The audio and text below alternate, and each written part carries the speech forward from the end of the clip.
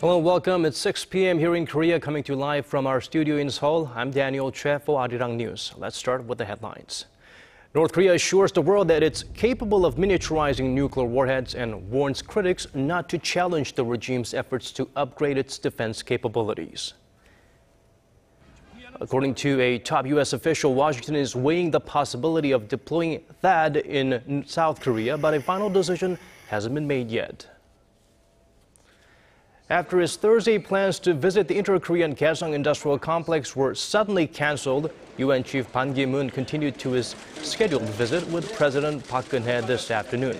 They discussed ways to achieve peace and stability on the peninsula, as well as South Korea's contributions to the international community.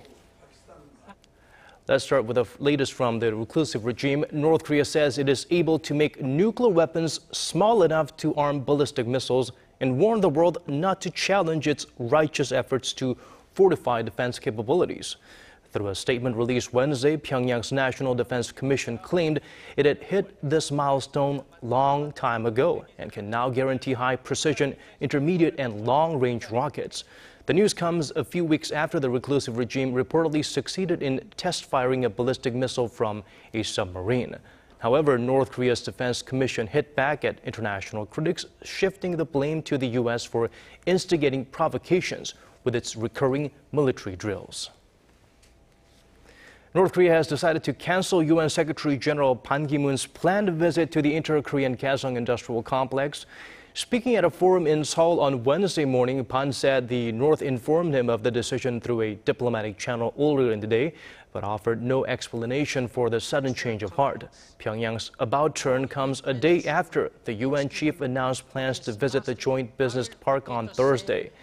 Ban Ki-moon said the North's decision was regrettable, but he stressed he will continue to urge Pyongyang to cooperate with the South and the rest of the international community for the sake of peace and stability.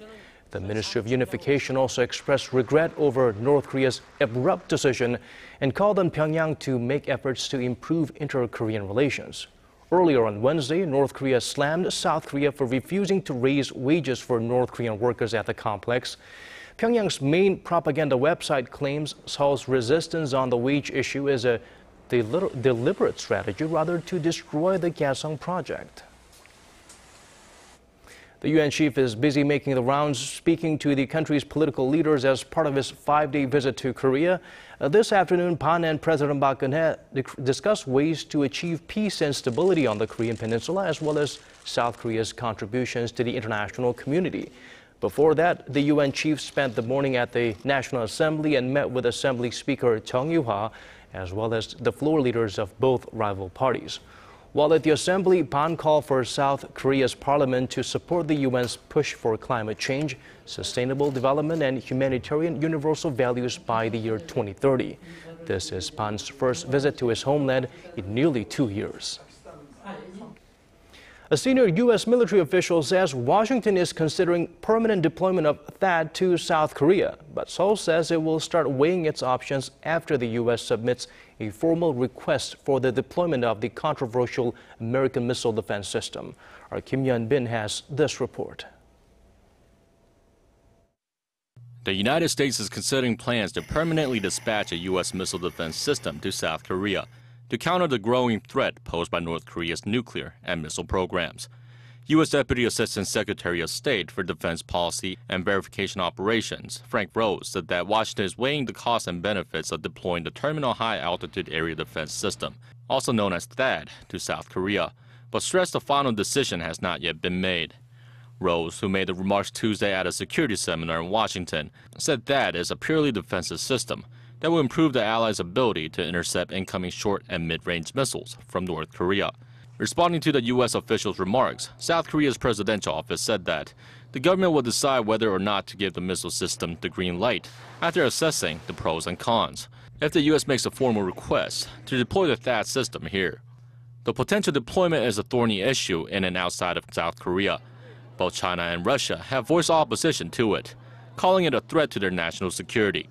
Responding to their concerns, Rose said it does not and cannot impact broader strategic stability with either country. During his 2-day visit to Seoul earlier this week, U.S. Secretary of State John Kerry seemed to underscore Rose's comments on the possible deployment of the system, saying that a provocative North Korea is the reason why the subject is being discussed. KiMoon, Arirang News. South Korea's two main rival parties have agreed to continue negotiations on a contentious bill to reform the pension system for public servants, and they aim to pass a new bill by May 28th. The agreement was made at a meeting at the National Assembly on Wednesday between ruling Saenuri Party lawmaker Cho Won-jin and the main opposition New Politics Alliance for Democracy's Kang Gi-jung, both chief policymakers on a special committee on public servant pension reform. The civil servant pension reform bill has been in limbo since earlier this month, when the presidential office rejected the party's original agreement to link the bill to reforms to the much larger national pension system that would raise national pension payouts by 10%. The Korea Development Institute has issued a harsh outlook for the domestic economy, lowering this year's growth projection to 3%, a drop from the current 3.5%. However, the state-run think tank says 3% is only achievable if the government carries out planned structural reforms and the central bank cuts the key rate. If all these measures don't happen, KDI says the growth projection could fall even further to below 3%. The institute says domestic demand may be gradually improving due to rate increases in private consumption, but warns the country's slowing exports may hinder those increases. Korea's youth unemployment rate is on the rise, but the opposite is happening in Japan, where it's been dropping over the last couple of years. To explain further on the contrasting trend of the two countries, we have our Kwon So-ah. Comparing Korea and Japan's youth unemployment rates shows that Korean youth face a tougher struggle to find jobs than their Japanese counterparts. What's more, the numbers in Japan have been improving since the second half of 2013. This has a lot to do with Japan's trend toward reshoring, in which a growing number of Japanese companies that have production bases abroad are returning to Japan, creating more jobs in the domestic manufacturing sector. Experts say the reshoring drive was prompted by the weak yen and rising labor costs in countries such as China and Southeast Asia. Renowned Japanese firms like automaker Nissan, electronics makers Panasonic and Sharp have already announced plans to bring some manufacturing back to Japan. But in Korea, the opposite is happening as big-name companies expand their businesses abroad. Japan's domestic market is very big. That's why companies' demand can be satisfied through domestic production.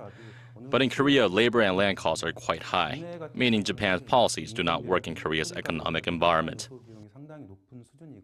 And that's why Korea's foreign output has grown significantly. For example, top automakers Hyundai Motor and Kia Motors saw their overseas productions jump tenfold between 2004 and 2014. While many agree that Korea needs to continue expanding its economic territory abroad, they've also emphasized the need to address the negative effect on young job seekers as companies reduce the number of new recruits. Kwon So-ah, Arirang News. More scholars from around the world are signing a landmark statement demanding Japan face up to its wartime history, including its sexual enslavement of women. According to our Son Jung-in, nearly 500 historians join in that effort in a growing show of support against Japan's attempts to whitewash history. On May 6, a group of 187 historians from around the world, including the US, Europe, Australia, and Latin America, sent an open letter to Japanese Prime Minister Shinzo Abe, urging him to address Japan's history of colonial rule and wartime sexual slavery, a rare move by world-renowned scholars targeting a global leader. But it did not stop there. Since the letter was issued, an additional 269 scholars have asked to add their names to the list to support the effort. They include not only historians but also political scientists and literature and religious studies scholars. All of them support the evidence showing that Japan held tens of thousands of women against their will and forced them into sexual slavery under the systematic management of the military during World War II. The scholars also urged Japan to apologize for the suffering it caused other countries during the war and raise concerns about a new and counterproductive atmosphere within Japan that seeks to limit open discussion of history. The letter was sent just months before Abe is scheduled to issue a statement in August to mark the 70th anniversary of the end of the war. He is under mounting pressure from the international community to make a heartfelt apology for Japan's past wrongdoings. 손정인, Arirang News. Moving on to the art realm, death has often been portrayed in works of art as an attempt to understand it better. A famous opera on this taboo subject is being performed at this year's Korea Opera Festival, currently taking place at the Seoul Art Center. Our cultural correspondent Kim Ji-yeon tells us more about this event. If death were to be expressed in song, then the opera Il Trittico, a masterpiece by Giacomo Puccini, would say it all. This omnibus work is comprised of 3 one-act operas. Each interprets death differently as a state of hell, purgatory, and heavenly release.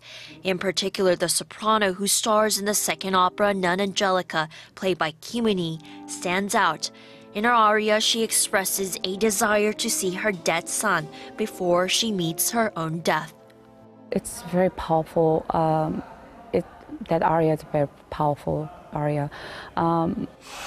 Every single time I sing that aria, my heart's just beating like a crazy. Because, you know, the mother love's just overpowering. Now, operas are known to have sad and dramatic endings, but in the finale of the Il Trittico, it somewhat ends on a comical note. Can you tell us more about the ending of the play? In this opera, you have three kinds of death. And the last one has a little bit, you know, cynical approaching to death. Everyone has their eagerness and their, you know, hope, wishes that shows humans, you know, desire. So it shows a little bit, you know, oh, probably that's me. You know, you can see that, oh, that person's just like me, or my father, or, you know, my aunt, something like that. So you can really connect to some characters. It would be fun. It's one of the 5 pieces at this year's Korea Opera Festival, which runs until June 7th. Kim Ji-yeon, Arirang News.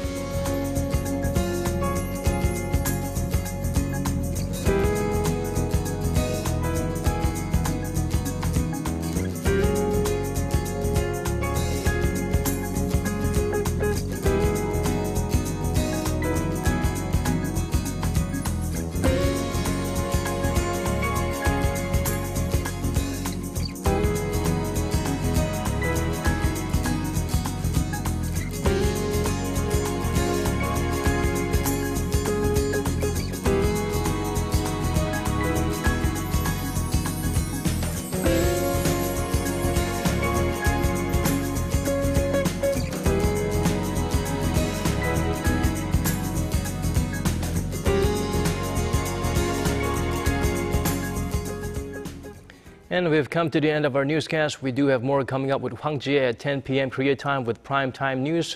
Thank you for watching. Do have a safe drive home or a great start to your day, depending on where you're tuning in from. I'll see you at 10 p.m.